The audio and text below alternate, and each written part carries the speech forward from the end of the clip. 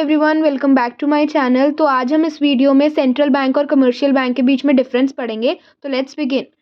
Central bank क्या है? Central bank एक अपेक्स बॉडी है, एक मेन बॉडी है जो कंट्रोल करती है, ऑपरेट करती है, रेगुलेट करती है और डायरेक्ट करती है इंटायर बैंकिंग और मॉनेटरी सिस्टम को। पूरे सिस्टम को वो ही ऑपरेट करती है, वो ही रेगुलेट करती है।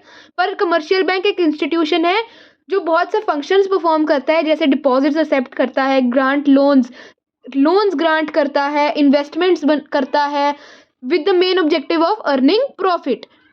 सेंट्रल बैंक एक अपेक्स इंस्टीट्यूशन है मनी मार्केट के अंदर, पर कमर्शियल बैंक एक मेन यूनिट है बैंकिंग स्ट्रक्चर के अंदर जो सेंट्रल बैंक के अंडर ऑपरेट होता है।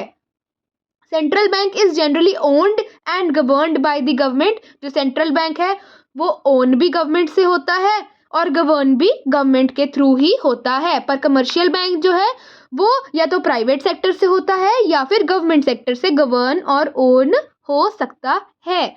सेंट्रल बैंक का मेन मोटिव प्रॉफिट नहीं होता, वो पब्लिक इंटरेस्ट में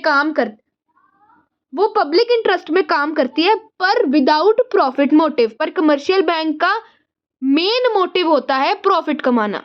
सेंट्रल बैंक की सोल मोनोपोली है इशू ऑफ करेंसी में, मतलब सेंट्रल बैंक के अलावा कोई भी करेंसी इशू नहीं कर सकता है।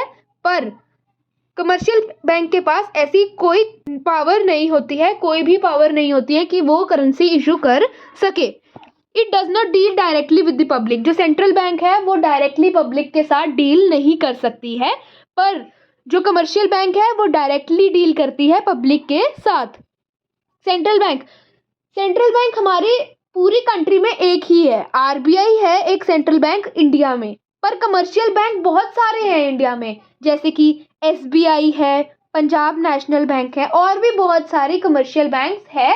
ये नहीं है कि कमर्शियल बैंक सिर्फ एक ही है इंडिया में। अगर आपको सेंट्रल बैंक और कमर्शियल बैंक के बीच में डिफरेंस समझ आ गया हो तो please give it a big thumbs up and subscribe to my channel for more such educational content. Thank you.